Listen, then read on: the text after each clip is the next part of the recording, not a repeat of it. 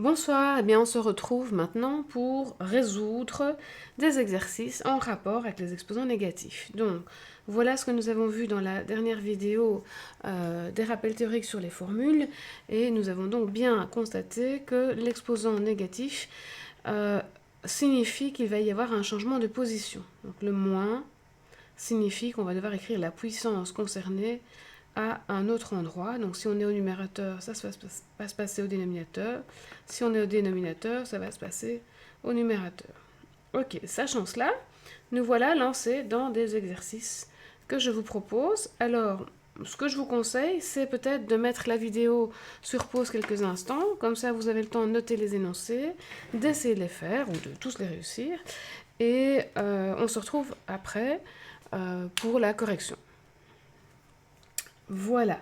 Donc, moi, je démarre la correction et j'ai un premier exercice qui demande de réécrire 3 exposants moins 2 sans exposant négatif. Donc, je vais appliquer simplement la définition.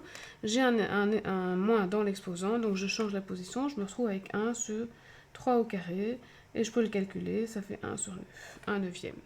Même chose pour le suivant, 2 exposants moins 4. J'ai un exposant négatif, je change la position. 2 exposant 4, 1 16e. Je vous rappelle que vous êtes normalement supposé connaître toute une série de puissances, des nombres entre 0 et 10, avec des exposants qui donnent des résultats entre 0 et 1000. Voilà, alors, x exposant moins 6. Donc là, on a une variable inconnue, mais on a mis dans l'énoncé que les CE sont supposés vérifier. Donc on ne se tracasse pas des conditions d'existence ici, on fait juste l'exercice de réécriture. C'est un exposant négatif à nouveau. Donc on change la position, hop, et on a fini. Même chose pour le suivant, 1 sur 7 exposant 1, ce qui fait 1 sur 7.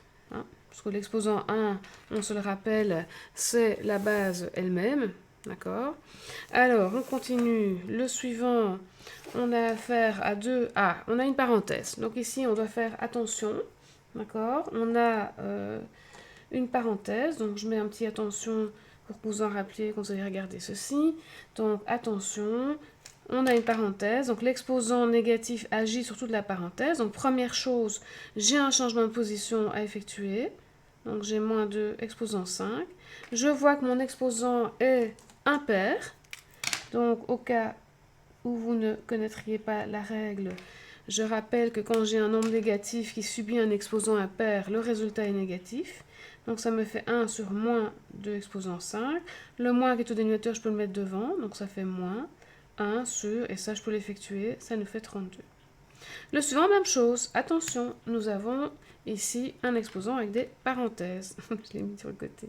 Alors, qu'est-ce qui se passe? On a à nouveau le changement de position, donc moins 3 exposant 3. C'est à nouveau un exposant qui est impair. Hop. Et donc, on a affaire à 1 sur, on sait qu'on va avoir un négatif, on peut le mettre devant, 3 exposant 3, autrement dit, moins 1 sur 27. Même chose pour le suivant. On a ici, hop, une parenthèse, alors que celui d'après, on n'en a pas. Donc, je mets des attentions pour les deux directement. Donc, en fait, là, on a un exposant qui porte sur une parenthèse, tandis qu'ici, pas. D'accord? Donc, ça, il faudra faire très attention. Alors, on y va. Donc, je fais le changement de position. Donc, j'ai moins 2 exposant 6. Donc, ici, j'ai un exposant pair. L'exposant pair va nous donner un résultat. Donc, l'exposant pair qui s'applique sur un nombre négatif va nous donner un résultat positif. Donc, j'ai simplement 1 sur 2 exposant 6, je peux le calculer, ça fait 1 sur 64.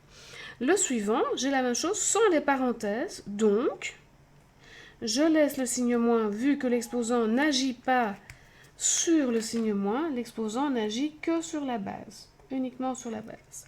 Donc, je laisse le moins, et puis je fais mon changement de position. Donc, ça me fait moins 1 sur 64. Alors, le suivant, j'ai toujours mon changement de position, mais la puissance négative est au dénominateur, donc je remonte x à l'exposant 3. Ok, on continue. On a un exposant négatif sur une fraction. Donc ça nous donne le changement de position. On l'a fait ici en théorie dans la vidéo précédente, je remontre ça. Donc le changement de position nous donne une inversion de la fraction avec la puissance répartie sur les deux éléments de la fraction. Donc on y va. On va donc avoir 4 au carré sur 3 au carré, ce qui nous donne 16 neuvièmes. Même chose pour le suivant. On aura 3 au carré sur 2 au carré, ce qui fait 9 quarts. On continue avec le 12e exercice où de nouveau on a un exposant négatif sur la fraction. Donc on passe, on inverse et on fait agir l'exposant en ayant changé le signe. Ce qui nous donne 8 sur 27. Même chose pour le 13. On a 4 au carré sur 1 au carré, donc sur 1, ce qui nous fait 16. Et alors ici, on a à nouveau, attention, une situation avec une absence de parenthèse, d'accord? Et donc, pour ce dernier exercice, nous n'avons pas de parenthèse, le signe moins qui est bien devant, parce qu'aucun exposant n'agit dessus, donc il n'est pas concerné par l'exposant moins 2.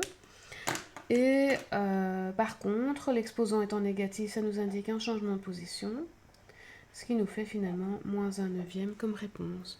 Voilà, j'espère que tout ceci vous aidera à bien intégrer les propriétés des puissances. Et si la vidéo vous a aidé, n'hésitez pas à la liker ou à mettre des commentaires en dessous. Voilà, à bientôt.